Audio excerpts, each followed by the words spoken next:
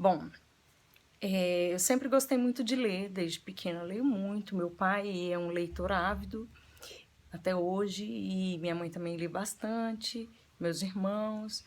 Então nós sempre tivemos acesso a livros, a revistinha em quadrinhos, a biblioteca. Então isso fez de mim uma leitora. Mas com a maternidade, nosso tempo dá aquela enxugada, né?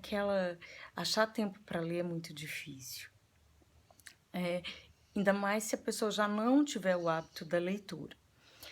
Então eu tive o Bruno hoje está com 20 anos, é estudante de letras, também gosta muito de ler, gosta muito de escrever.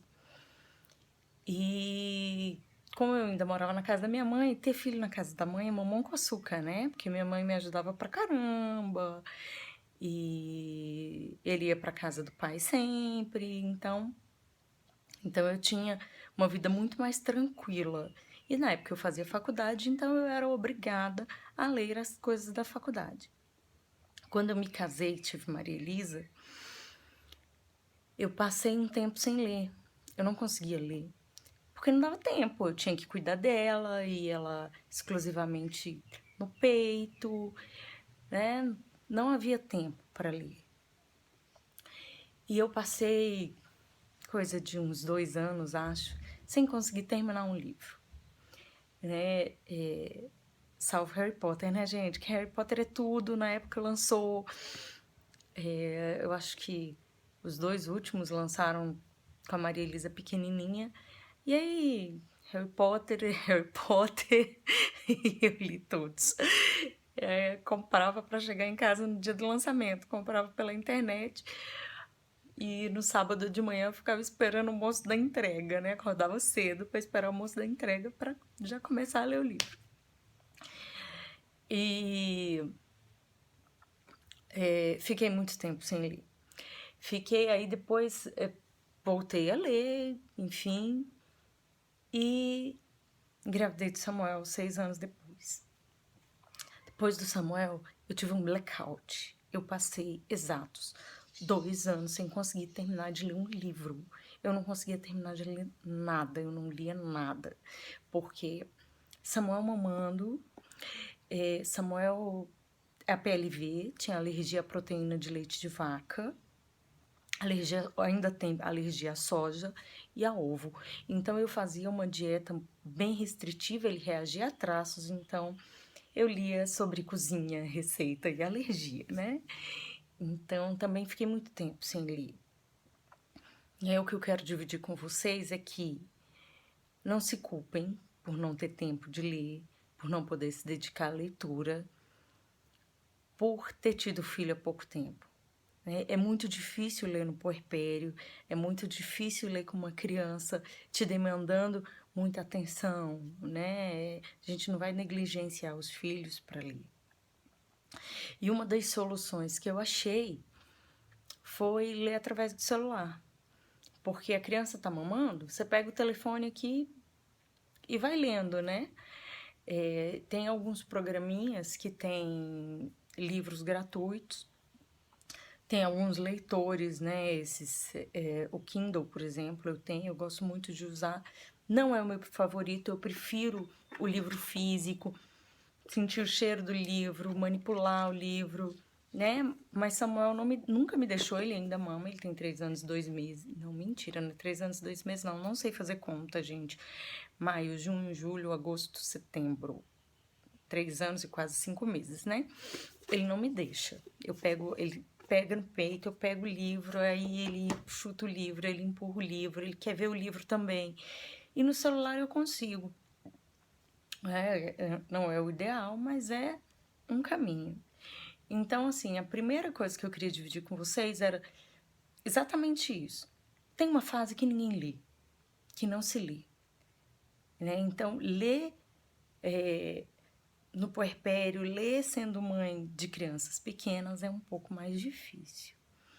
Né? Mas, como eu disse para vocês, aí agora voltando um pouco ao assunto, o leitor ele é formado da infância. Na infância, eu fui formada na infância como leitora. E eu vou mostrar para vocês o que eu tenho aqui em casa.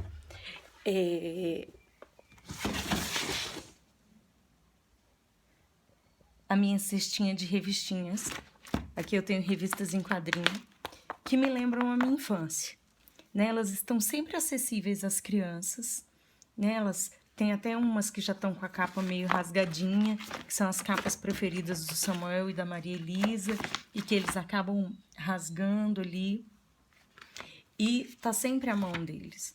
Né? Revistinha é barato, né? E anima as crianças a entrar nesse mundo da fantasia, esse mundo da leitura. A Turma da Mônica tem sido muito criticada ultimamente, porque a Mônica é agressiva, porque o Cebolinha fala errado, porque tem bullying, porque tem várias questões que não são politicamente corretas, né? Aqui em casa a gente não suprimiu porque a gente conversa sobre. Poxa, foi o melhor caminho para resolver, bater no Cebolinha? Por que a Mônica não chegou e conversou com o Cebolinha? E isso aproxima a nossa realidade. Os personagens não são personagens perfeitinhos, né? Que você vê em alguns livros, aquela coisa poliana. A gente tem poliana aqui em casa, em algum lugar. Deixa eu mostrar pra vocês. Aqui. O Poliana, que é da minha infância, que é uma menina que tá sempre rindo de tudo. Ela faz, que bom que eu ganhei uma muleta de aniversário, eu não preciso de muleta. Gente, ninguém faz isso. Você lê um troço desse, você começa a se distanciar, não ter uma identidade com o personagem. É chato. Você quer ler uma coisa que se identifique com você. E não necessariamente aquilo vai reforçar a sua conduta negativa. Você pode usar isso para dizer assim, olha, tá vendo? A Mônica também é assim. E não é legal. Vamos se esforçar para mudar. O que eu posso fazer para te ajudar? Vamos trabalhar isso aqui. Né? Então, assim, não vejo problema nenhum em ter o Chico Bento andando descalço, tomando banho no rio pelado, né? Roubando as goiabas do Niolau, e até mesmo namorando, né? Aqui em casa, os meninos já respondem quando alguém vem com aquelas piadinhas de é seu namoradinho. De tanto a gente trabalhar, até por conta das revistinhas, não, eu sou criança. Criança não namora, você não sabia? Né? Então, assim, é uma das coisas que a gente usa para estimular a leitura nas crianças. Tem funcionado bem. Outra questão, os livros estarem sempre acessíveis. Aqui em casa ficavam antes numa estante alta e as crianças não tinham acesso. Para elas lerem, elas tinham que pedir. Aí a gente mudou. A gente colocou no meu quarto, os livros ficam no meu quarto, e numa estante baixa. Vou mostrar para vocês. Numa estante baixa, não é como eu gostaria. O ideal é um livro, uma estante onde os livros ficassem com as capas assim, expostas, mas eu não fiz estantes assim, não consegui, não me organizei para isso, então fica, minha estante fica assim, é uma estante baixa, eu tô sentada no chão, ó. E fica acessível, se vocês verem, tá até bagunçadinho aqui, porque eles manipulam mesmo os livros, né? Eles ficam bem à vontade com os livros. E logo que eles nascem, começam a engatinhar, eu uso esse tipo de livro aqui. Eu usei com todos três. Livros que... Gente, eu sou uma péssima cameraman, vocês estão vendo, né? Livro como esse aqui, por exemplo, o Mexa-se, que é um livro que tem... Ele tem capa dura. É um livro que tem capa dura. Ele é bem resistente, então a criança pode manipular, pode pôr na boca, né? E tem aqui umas imagens que mexem, né? Livrinhos assim, como esse aqui do Tigrinho, que você enfia o dedinho, porque o bebê ele é muito visual e muito do tato. Ele vai usar ali a mão do bichinho tá travado aqui, deixa eu ajeitar. A criança, o bebê, né, na verdade, ele vai querer pegar, pôr na boca, né, ele vai querer experimentar o livro e não ouvir o livro, não? Então, bom, são esses livros... Acho que agora deu certo. Esses livros mais durinhos, assim, que a criança pode interagir com o livro. Né? Aqui você põe os dedinhos, ó. Oi, gente. Tudo bem? Eu sou o Tigre. O Samuel gosta muito de brincar comigo. Eu era do Bruno. Minha mãe cuidou bem direitinho de mim. Tô aqui. Brinquei com a Maria Elisa. Agora eu vou brincar com o Samuel. Ele às vezes me põe na boca, me joga no chão. Mas eu gosto. Beijo para vocês. E eles adoram, né? E vão... Esse aqui é um barato. Esse aqui a gente comprou. Esse livro a gente comprou numa feira muito em conta. Me arrependi de não ter comprado a coleção inteira. Tem umas feiras que tem uns livros assim mais baratinhos, normalmente de umas edições bem ruins. Mas nessas feiras costuma ter esses livros de capa dura, esses livros mais resistentes e que a gente tem menos dó de deixar a criança degustar o livro, gastar o livro, né? Esse livro aqui chama O Monstro. É o monstro, na verdade. E ele é um livro que tem umas partes que a criança pode interagir, né? E que aqui rendem boas risadas, a gente adora. Depois eu vou escrever com calma sobre ele para vocês. É um livro que não tem nem autoria declarada, não tem ficha técnica, não tem qualidade literária nenhuma. Mas tem a interação, tem a experimentação com o livro-objeto, né? Com a brincadeira de ler, com a brincadeira que pode ser o ler, né? O universo da leitura. E aí eu vou mostrar específico. Aí eu tenho uns pop-ups aqui que também são da época do Bruno, que estão bem detonadinhos, mas que eu deixo as crianças manipularem, brincarem.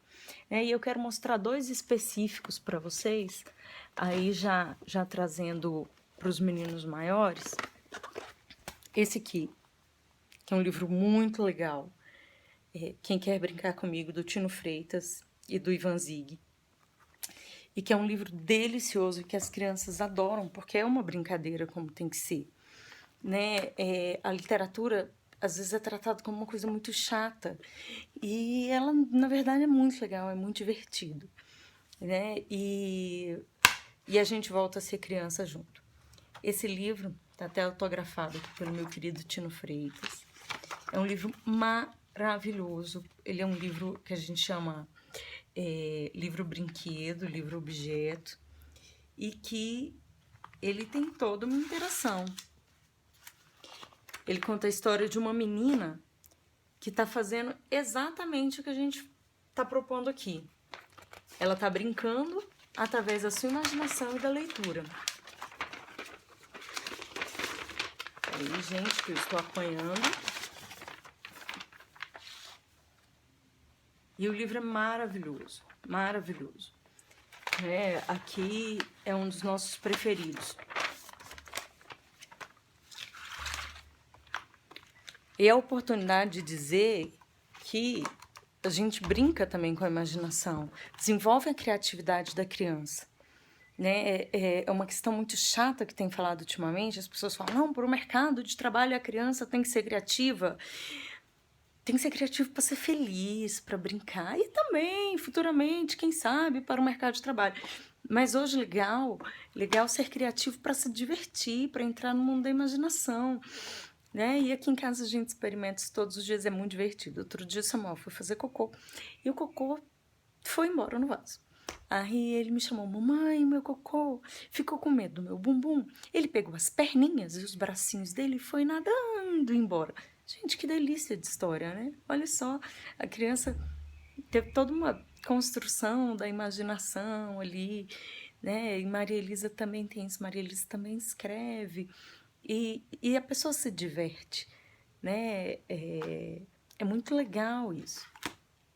E aí, já falando para as crianças um pouco maiores, que eu falei disso num dos textos meus no Geração Mãe, sobre a oportunidade, mais uma vez, de falar, de conversar sobre temas polêmicos. Aqui em casa a gente adora esse. São Os Contos da Mamãe Gansa, do Charles Perrault. Essa edição é maravilhosa, a edição da Kozak Naif. Eu consegui comprar super em conta numa promoção, numa loja virtual. internet, que todos vocês conhecem. E que tem os contos originais de Charles Perrault. E, gente, é maravilhoso. As histórias são muitas vezes de dar medo. Tipo, acho que a Chapeuzinho Vermelho é de fato engolida. A mãe de um cozinha o outro. E as ilustrações são maravilhosas. Ó, pra vocês verem. É uma edição linda, né? Você não precisa ter o compromisso de ler linearmente. Você pode ler um conto aqui, um conto acolá. E aí dividir com as crianças os medos, os anseios. Nossa, né? Olha como ele era malvado. Olha que coisa horrível que eles fizeram. Nossa, olha como ele era machista. Tem até um aqui, eu tenho separado o conto do Barba Azul. Gente, é uma história de terror. E a gente leu aqui em casa. Minha filha até falou assim, mãe, a gente não pode ler de noite. Tem homicídio, tem feminicídio, é um negócio impressionante. E era para criança. E o pior é a moral da história que vem no final, né? E aí, no final das histórias do Charles Perrault, ele põe umas morais assim, que pra gente são absurdas, mas na época fazia muito sentido. E aí você trabalha várias questões muito interessantes a partir disso. Bom, e aí partindo já para a leitura dos maiores e das mais. Aqui em casa, a gente gosta muito de... Eu particularmente, gosto muito da literatura de fantasia, né? Então, eu li todos do Harry Potter. Todos do Harry Potter. Tenho todos. Senhor dos Anéis não consegui terminar de ler. Aprendi a duras penas que quando você não está gostando de um livro, você não é obrigado a ler, né? Não leio. Estou vendo um filme, tá chato? Gente, a vida já tem tanta tristeza, tanta chatice. O livro e o filme e a peça de teatro é para ser diversão. Tá chato? Fecha o livro. O filme tá ruim? Desliga a TV, muda de canal, né? Pega outro DVD. Ninguém é obrigado a ver uma coisa que tá... É uma tortura, né? Você fica ali, ai, que livro ruim, e se obrigando a chegar até o final. E o dia que eu me libertei disso, eu passei a ser outra pessoa. Recomendo. Não terminem de ler o que está chato. Tá chato. Ah, mas todo mundo gosta. Cara, você não é todo mundo. Assim como sua mãe provavelmente dizia, eu vou dizer. Você não é todo mundo. Não tá gostando? Não termina de ler, né? Meu marido já não gosta desses livros de fantasia. Ele gosta de uns assim, ó. Esse fala do cangaço, que é uma coisa violenta e tal. Aí tem uns policiais aqui que falam da máfia italiana, né? E ele se amarra. E eu não abro nenhuma página, né? A última aquisição dele foi de um escritor aqui de Brasília, que chama Renato Alves, que é o caso do Pedrinho, que conta o caso daquele Pedrinho, aquele bebê que foi raptado aqui em Brasília e que foi levado para Goiânia, e é o repórter que fez a cobertura e ele conta toda a história. E o livro é incrível, esse aqui eu quero ler, mas é uma coisa mais... vai ser meio terapêutica, porque quem é de Brasília teve traumas com o Pedrinho. Então eu leio um pouco de tudo. Ultimamente eu estou apaixonada por uma escritora nigeriana que chama Chimamanda Ngozi Adichie. Ela é maravilhosa, eu não sei nem se é assim que fala o nome dela, tá, gente? Depois vocês fazem aí um gif me zoando, porque eu falei o nome errado. Eu já li Americana, Hibisco Roxo, Somos Todas Feministas, e agora eu tô lendo esse aqui, Meio Sol Amarelo. A cultura africana, a cultura nigeriana é muito próxima da brasileira, então a gente consegue estabelecer uma identidade com o livro, e isso é muito interessante e nos estimula a seguir lendo. E por fim, eu quero dividir com vocês um tesouro que eu encontrei há pouco tempo. Não encontrei em livraria, comprei num sebo virtual, que chama Meu livrinho vermelho. Esse livro é maravilhoso. Ele traz vários relatos da primeira menstruação. E a gente que é mulher, que é mãe, e principalmente para quem é mãe de menina, e não fazendo uma questão sexista no sentido de mãe de menina, mundo cor-de-rosa. Não, não é nada disso. É uma forma de lidar de forma mais leve com a menarca, com a menstruação, né? E de forma divertida. Tem histórias tristes, tem histórias engraçadas, né? Que mostram quão iguais nós somos, que o quão próximas nós somos, e é o inevitável, né? E que a gente em algum momento vai tratar desse assunto. Então essa é o meu atual queridinho, né? É um livro que eu li devagar, eu fui lendo aos poucos, eu não tenho um compromisso de ler rápido, apesar de que alguns eu devorei, né? Eu li a série agora que vai sair com o filme do Tim Burton, do Orfanato da Senhora Pelegrim para Crianças Peculiares. Eu devorei o livro, maravilhoso. Tenho aqui outros que eu poderia indicar para vocês, mas aí o vídeo ia durar muito mais do que os 20 minutos que me pediram. E é isso, a leitura, ela faz parte da nossa vida, ela nos leva a vários lugares incríveis, ela nos revela coisas maravilhosas. E o que eu queria era dividir com vocês essa minha experiência, que aqui em casa o livro faz parte da nossa vida, do nosso dia a dia, é o objeto queridinho da casa, né? E eu tô aqui à disposição, que vocês precisarem de dicas, de ajuda, de dicas de leitura para mãe ou para as crianças, eu vou estar sempre por aqui. E era isso que eu tinha para dividir com vocês. Um beijo.